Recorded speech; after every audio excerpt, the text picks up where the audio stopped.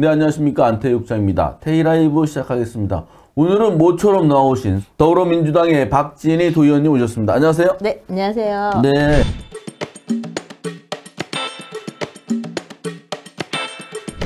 여기 오신 지 꽤 오래됐죠? 그런 것 같네요. 아. 네, 여름에 오고. 네. 네. 맞아요. 그저 리모델링 한 것도 처음 보셨으니까. 네, 많이 달라졌네요. 아, 많이 달라졌습니다. 네, 좋아졌네요. 네. 네, 그런데 이제 요새 여러 가지 이슈가 많아가지고요. 네. 한번 차분하게 말씀을 나눠보도록 하겠습니다. 네. 먼저 좀 가벼운 주제부터 이게 가벼운지 모르겠는데 그 충북교육청 다채움인가에 그 왜 학생 개인정보 유출 의혹을 제기했었잖아요. 네. 그 사안은 지금 어떻게 되고 있습니까? 가벼운 주제는 아니네요. 네. 네, 뭐 지금 뭐 진행 중이고요. 네. 지금 뭐 탄핵 정국이라서 사실은 제가 좀 신경을 못 쓰고 있기는 한데 지금은 시민단체랑 같이 공익감사 청구하려고 지금 준비 중에 있고요. 네. 지금 직접적으로 이제 학생들이 피해를 당한 학부모님들께서는 집단으로 소송 지금 준비 중에 계시고요. 아, 그렇습니까? 이게 사안이 굉장히 큰 사안이거든요. 그러니까 충청북도에 있는 모든 학생들, 거의 모든 학생들, 16만여 명의 개인정보, 학적정보, 나이스 안에 있는 학적정보를 네. 우리 교육청이 목적 외로 사용한 거거든요. 물론 이제 목적 외로 사용할 수 있는 법적 근거 네. 또한 있는데 우리 법에서 허용한 범위 외로 사용했고 또 법에서 허용한 범위 외로 사용했을 때도 우리 개인정보보호위원회에서는 그렇게 사용했을 때 30일 이내에 네. 이러이러하게 어떤 홈페이지나 공보에 게재해야 된다. 뭐 이런 다 요건들이 있어요. 근데 그 어느 것도 하나도 지키지 않았어요. 아. 그럼에도 불구하고 지금 뭐 반성은커녕 인정조차 하지 않고 있기 때문에 이거는 뭐 법적으로 시시비비를 가릴 수밖에 없는 사안이라서 네, 이것도 뭐 차차 뭐 급하게 준비하지는 않으려고요. 네. 그러니까 16만 명의 개인 아이디를 어디다가 쓴 거예요? 그러니까 나이스 안에 있는 학생들의 뭐 성별, 반 번호, 네. 이름 뭐 이런 등등의 학적 정보를 다채움이라는 AI 교수학습 플랫폼, 우리 네? 충북교육청이 자체적으로 구축하는 네. 이제 학습 플랫폼이 있거든요. 네. 그 학습 플랫폼에 학생 아이디를 생성하는 데 사용을 한 거죠. 아, 근데 학생들 또는 이제 학부모의 동의를 받지 않고 했고, 네. 아, 그걸 일괄로 생성했다. 그게 이제 개인정보보호법 위반이다라고 좀 말씀하시는 거고, 네. 교육청에서는 이제 그 법적으로 허용되는 범위 내에서 하는 것이다. 목적 외로 쓴 거는 맞는데, 그러니까 원래 목적, 이제 우리가 이렇게 씁니다라고 정한 목적 외로 쓴 거는 맞는데, 법에서 허용하는 목적 외의 범위에 속한다라고 하는데 이거는 사실이 아니에요. 목적 외의 범위. 가장 중요한 게 불가피한 경우거든요. 네. 불가피한 경우가 있지 않았어요. 그냥 동의 구하면, 아주 간단하게 동의 구하면 되는 상황인데 불가피한 경우가 아니었기 때문에 그런 목적 외에 쓸 수 있는 범위 안에, 법적으로 허용되는 범위 안에 속하지 않았기 때문에 이거는 뭐 전문 용어로 빼박이라고 하죠. 네. 빼박 위법입니다. 알겠습니다. 하여튼 중요한 이슈가 많아가지고 그냥 넘어가겠습니다. 또 다른 거는 충북교육청의 임가영 비서관하고 또 한 명이 명예훼손협의로 고소한 건이 있었어요. 네. 이게 김병우 전 교육감의 모친 상태 조문 온 사람들 중에 그 교육청 직원들의 리스트를 작성한 거 아니냐. 뭐 이런 의혹을 관련해서 페이스북에 글을 올렸었죠. 네. 그래서 이제 명예훼손을 걸었잖아요. 네. 지금 어떤 상태입니까? 제가 정보공개 청구를 2주 전에 해서 고소장은 지난주에 받아봤어요. 아, 경찰에다가? 네네. 바빠서 사실은 8월 22일 날 고소장이 경찰에 제출이 됐더라고요. 그러니까 네. 넉 달 동안 제가 이제 신경을 못 썼는데 사실은 경찰에서도 이렇게 재촉을 하지 않으셔서 이제 편의를 많이 봐주셔서 보니까 사실은 뭐 한편의 소설 같아서 이제 경찰 조사를 제가 이제 빨리 경찰 조사를 받아야지 경찰에서도 이게 일단하게 되기 때문에 경위님이 귀찮으실까봐 이제 조만간 가기는 할 텐데 네. 사실 그 전 교육감님의 장모상 조문객 리스트 작성에 네.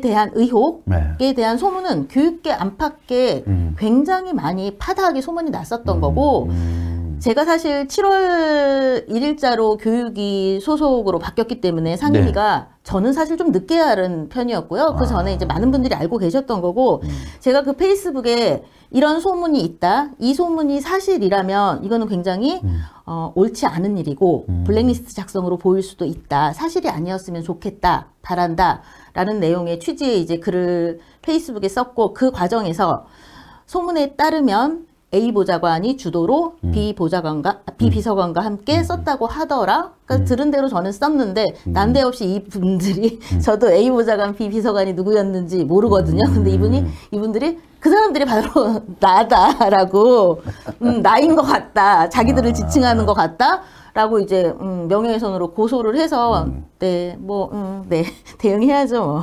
네, 알겠습니다. 그런데 네. 국장님, 한 가지 중요한 거는 예. 우리 윤건영 교육감의 충청북도 교육청이요. 네. 이제 취임 초기부터 단재 교육연수원 블랙리스트 작성 의혹부터 시작해서 네. 전교육감 장모상 네. 조문계획 리스트 작성 의혹까지 이 블랙리스트 작성에 대한 의혹이 계속 이제 제기되고 있잖아요. 네. 저는 이런 소문이, 이런 의혹들이 왜 자꾸 제기가 될까?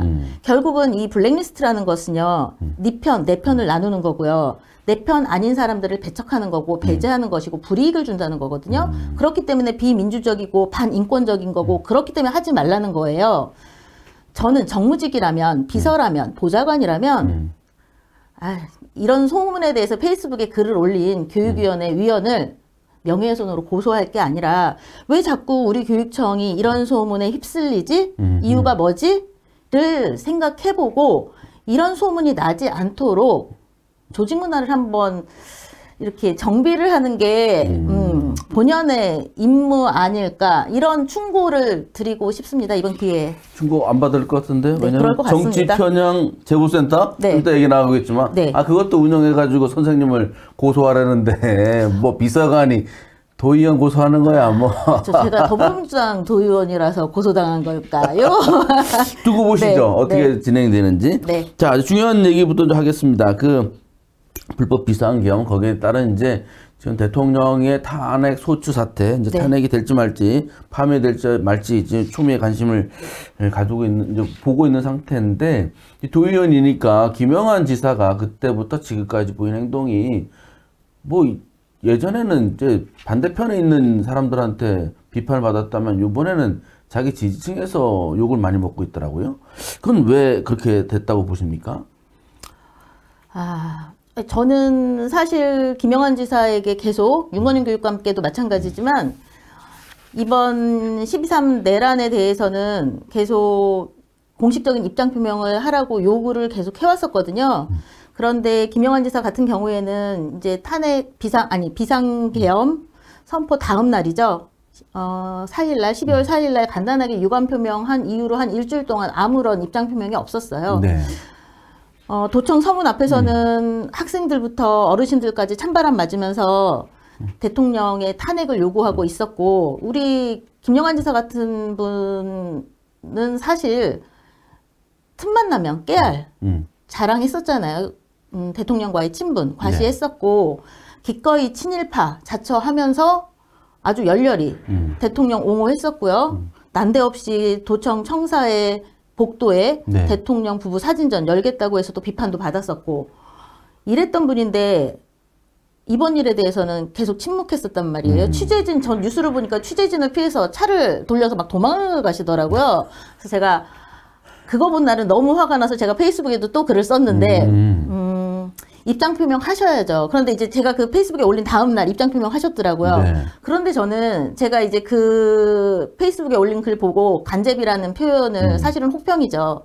했습니다. 뭐냐면 이거는 탄핵을 하라는 것도 아니고 말라는 것도 아니에요. 그러니까 그분께서는 국회의원들은 책임감을 가지고 탄핵 표결에 임해야 한다. 우리 김영한 지사가 이렇게 말씀을 하셨어요. 페이스북에. 그것도 네. 공식 어떤 입장 표명이 아니라 이제 페이스북에 글을 쓰신 건데, 저는 이거는 탄핵에 찬성한다는 것도 아니고 반대한다는 것도 아니고, 그래서 되게 비겁한 입장 표명이라고 생각을 해요. 그래서 이분을 지지했던 분들께도 비판을 받은 것이고, 사실 저 같은 사람, 평소에 그렇게 좋아하지 않았던 분들께도 비판을 받은 것이고 비판받아 마땅한 것이고 역시 클래스는 영원하다고 네 그렇습니다. 네, 알겠습니다. 네. 근데 이제 김영환 지사는 어쨌든 의견이라도 냈어요. 네. 근데 윤건영 교육감은 비상시국일 때는 아무런 표현이 없더니 탄핵에 대해서 국민들이 이제 좀 안심되겠구나.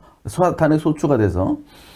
그치, 뭐 잘 자는 때 갑자기 비상간부회의를 소집해서 뭐 정치적 중립이니 이런 얘기를 해서 이게 뭐 무슨 소리인가 상당히 좀 혼란스러웠는데 이렇게 윤건영 교육감이 뒤늦게 호들갑을 떠는 이유는 뭐라고 보십니까? 뭐 의미가 있을까요? 의미 찾을 필요도 없는 거고요. 그냥 난데없는 의미 없는 뒷북? 뒷북 정도로 정리하면 될 것 같아요. 워낙 저는 충북교육청이 정무적 감각이 없다고 생각하거든요. 네. 그래서 뭐 별 의미를 찾고 싶지는 않고요. 지사보다 저는 교육감이 더 문제라고 생각해요. 더 비겁하다고 생각합니다. 뭐 만만한 게 정말로 정치적 중립이라고 그런데 지금 그 정치적 중립 얘기할 때가 아니죠. 현직 교원들, 퇴직한 선생님들 하다못해 우리 기말고사 중인 학생들까지 시국 선언을 하고 집회에 참여하는 마당에 교육감이 이런 위중한 국가 비상사태에 어떻게 단 한마디 공식 입장 표명이 없을 수가 있는지 사실은 지금도 믿어지지가 않아요. 도민 입장에서는 교육가족 입장에서는 학생들 입장에서는 당연히 우리 교육감이 내가 뽑은 교육감이 어떤 교육관을 가지고 있고 어떤 국가관을 가지고 있고 어떤 역사관을 가지고 있는지 당연히 알아야 하거든요. 그래야지 우리 교육감 잘 뽑았구나 잘못 뽑았구나 알 수 있는 거고요. 다음에 저 교육감 다시 뽑을지 절대로 뽑지 말아야 할지 결정할 수 있는 거거든요. 그 도민들의 권리를 윤건영 교육감은 무시하신 거고요.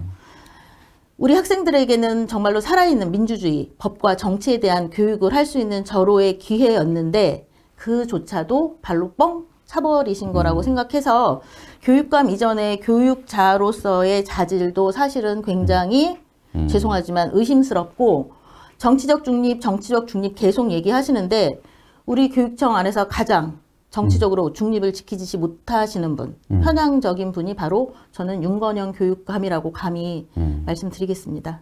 이주호 교육부총리 겸 교육부 장관이 얘기했잖아요. 비상계엄 잘못된 거고 이번 사태가 교육 자료로 활용할 수 있도록 하겠다고 국회에서 장관이 얘기했는데 그럼 뭐 충북교육청은 오히려 그렇지 않고 정치적 중립 운운하면서 시대착오적인 그런 발상들을 하고 있지 않느냐 이런 것에 대한 비판이 상당히 거센데 비판받아 마땅합니다. 우리가 이런 얘기하는 게 보수냐 진보냐 얘기하는 게 아니고 네. 헌법에 준하냐 헌법을 준수할 생각이 있느냐 없느냐를 그 리더들은 어떻게 생각하는지를 알고 싶어 하는데 왜 말을 안 하는지 엉뚱한 말만 하고 하여튼 헌법을 준수해야 된다는 거는 표현에 있긴 있더군요. 하여튼 좀 더 지켜보겠습니다. 그런데 이제 이번에 이제 비상시국이고 지금도 그 집회가 토요일마다 계속 열리잖아요. 네. 보니까 어린이들도 많이 나왔고 초등학생 많이 나왔거든요. 물론 지난 12월 14일 대규모 집회 때는 뭐 충북교육청에서 직원들이 나와서 학생들의 안전을 살펴봤다고 하더라고요. 그런데 이와 관련해서도 의원님이 좀 지적을 좀 많이 하셨지 않습니까? 네, 맞습니다. 저는 이제 지난주 토요일에는 도청 서문 앞에서 열린 청주 집회에 연단의 중학생, 청주의 한 중학생이 올라와서 연설을 하는데 정말로 너무나도 똑부러진 연설을 해서 어른으로서 제가 다 부끄럽더라고요. 그날도 학생들 모습이 꽤 많이 보였어요. 그리고 앞으로도 탄핵 표결은 이루어졌지만 집회는 꽤 오래 지속될 것 같거든요. 네. 이제 그 전서부터 저는 이제 14일 표결 날이 이제 학생들이 정말 많이 모일 것으로 네. 예상이 됐기 때문에 충북교육청에 학생들 집회 참석하는 학생들의 안전에 대한 대책 강구하라라고 이제 요구 계속 했었고요.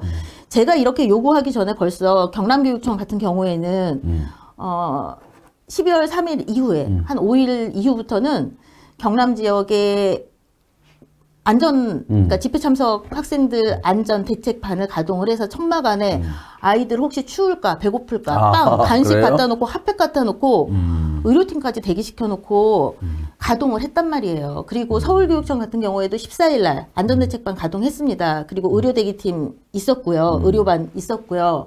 그런데 이제 제가 확인해 보니까 14일 날은 우리 교육청은 뭐 했습니까? 하니까 직원 한두 명 여기 도청 서문 앞에 나와서 이렇게 봤다고 하더라고요. 그랬는데 이제 질서 정연하게 잘 하시더라. 이제 이게 다고. 그리고 이제 그 이후에 충남교육감 같은 경우에도 집회가 한동안 계속될 것 같다. 우리도 여기에 대한 대책 세워야 될 것 같다. 안전반 가동하자라고 하셨고 전남교육청도 안전반 가동하기로 했거든요. 제가 어제 우리 충북교육청이랑 통화했거든요. 그런데 우리는 계획이 없더라고요. 그래서 왜 계획 없으십니까? 라고 했더니 이제 답변이 조심스러우시다는 거예요. 그래서 뭐가 조심스러우세요? 그러니까 어떻게 보실지 몰라서. 그러니까 아이들의 학생들의 안전을 교육청이 그러니까 보호하겠다는데 그것도 정치적으로 보이실까봐 걱정을 하시는 거예요. 도대체 저는 우리 교육청이 눈치 보는 사람들은 과연 누굴까라는 생각이 들어서 어제 제가 그런 생각을 했어요. 윤건영 교육감님 주변에 극우 세력들이 많다. 극우 인사들이 많다. 둘러싸여 있다라는 소문이 있는데 아 그거 진짜면 어떡하지? 이런 걱정도 들더라고요. 지금 누구 눈치를 보셔야 될 때인지 학생들만 보고 가시면 됩니다. 학부모님들 보고 가시면 됩니다. 선생님들 보고 가시면 됩니다. 근데 지금 누구 눈치를 보십니까? 우리 윤건영 교육감님. 안타깝습니다. 뭐 그때 나왔던 직원들이 뭐 학생 이름 적지는 않았겠죠. 뭐 청주에 뭐 한 고등학생 시국선언 하려고 했는데 안 했더라고요.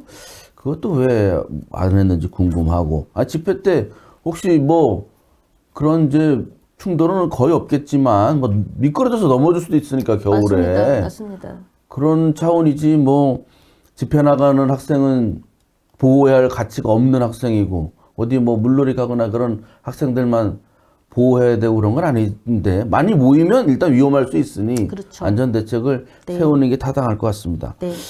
그런데 더 놀라운 것은 제가 이제 유신 시대로 돌아갔나 하는 착각이 들었는데 편향성 수업 재본센터를 운영했더라고요.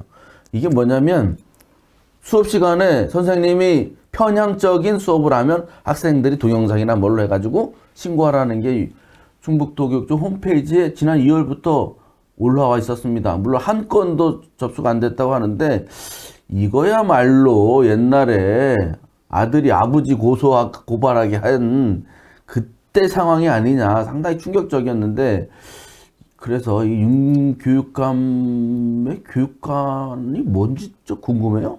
이거 보면서. 윤건영 교육감의 교육관이 있을까요?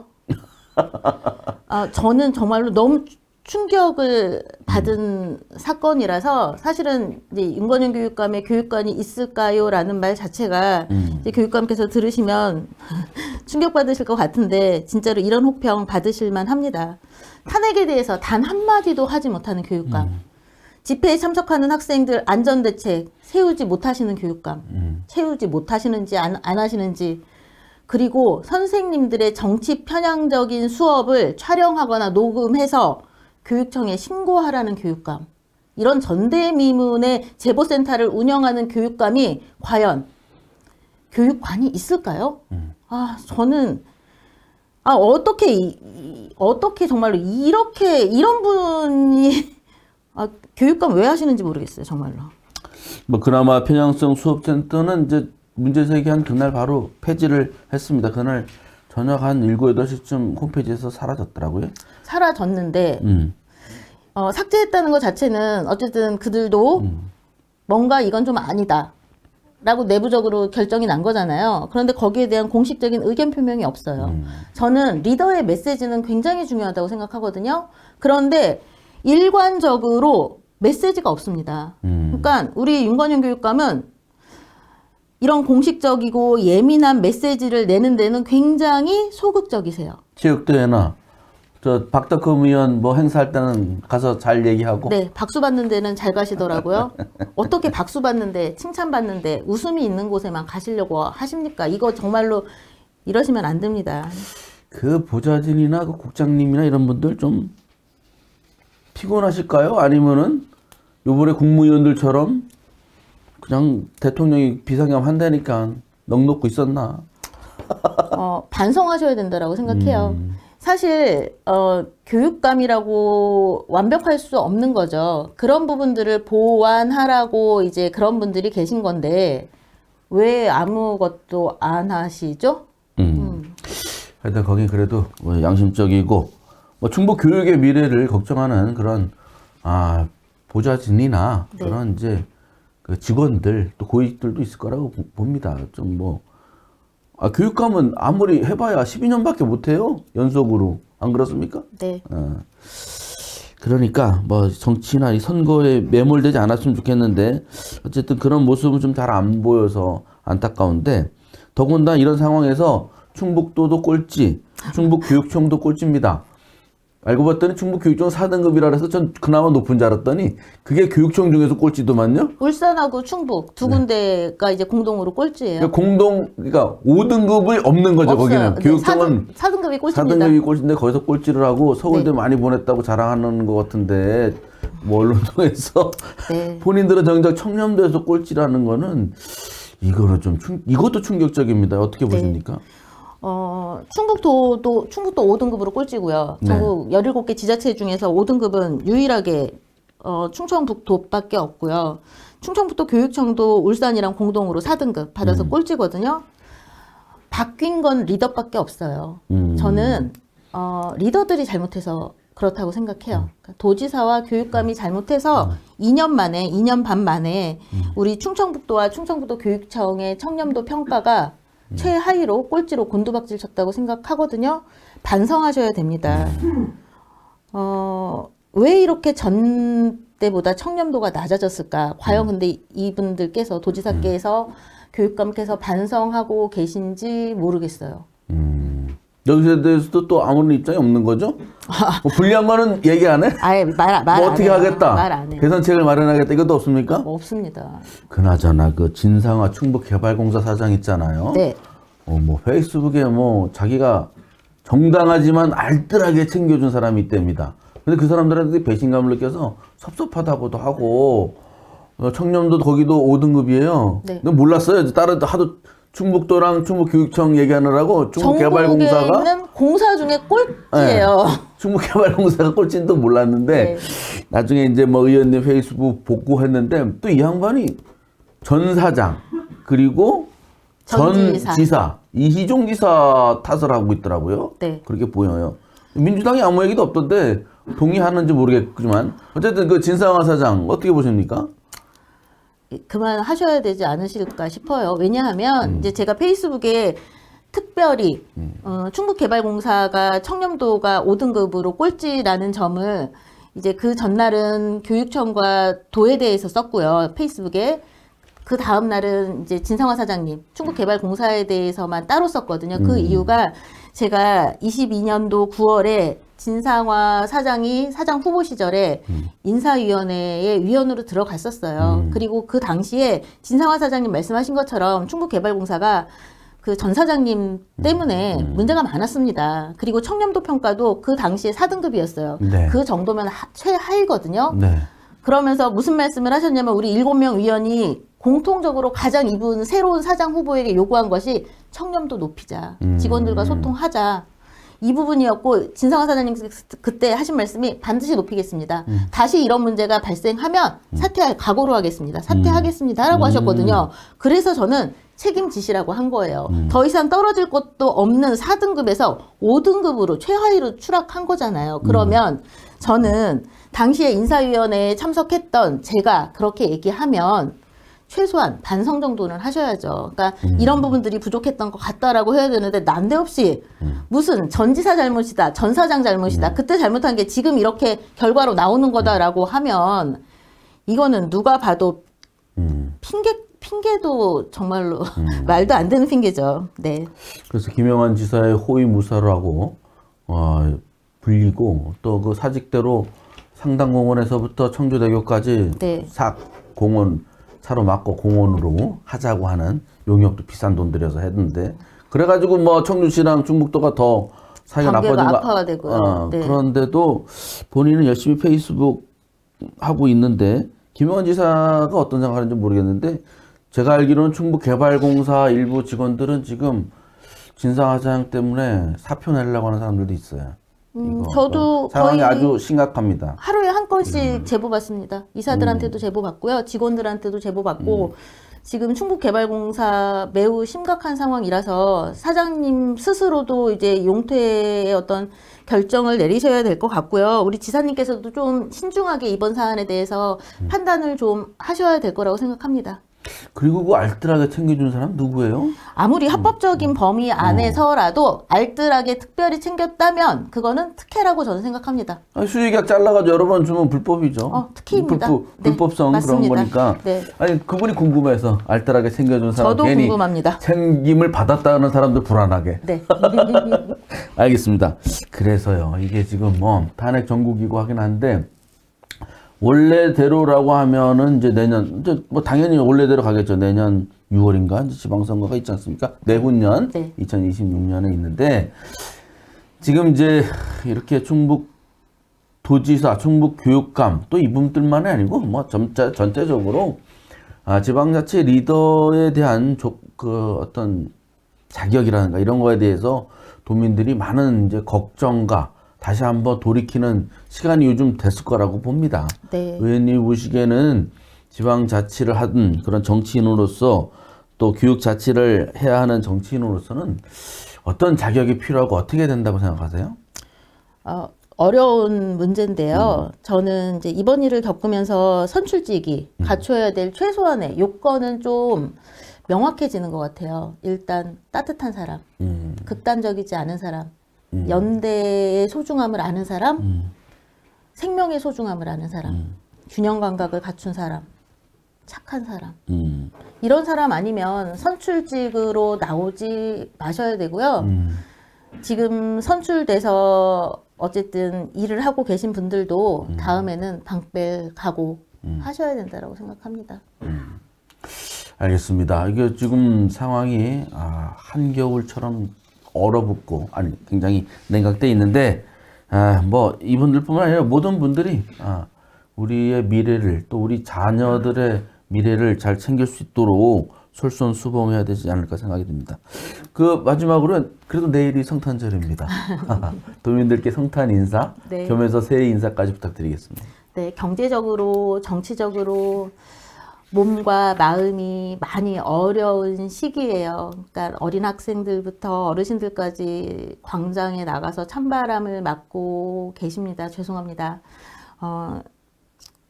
저희 선출직들이 많이 잘못한 게 있어서 특히 죄송합니다. 저는 이제 더불어민주당 소속이기 때문에 더불어민주당이 더 잘하겠습니다. 지켜봐 주시고요. 응원도 좀 해주시고요. 저는 이제 충청북도 의회 의원이기 때문에 더 성실한 최선을 다하는 의정 활동으로 내년에 보답 드리도록 하겠습니다. 새해 건강하시고요. 복 많이 받으시고요. 성탄절 행복하게 보내시기 바라겠습니다. 고맙습니다. 네, 감사합니다. 바쁘신데 나와주셔서 고맙습니다. 네.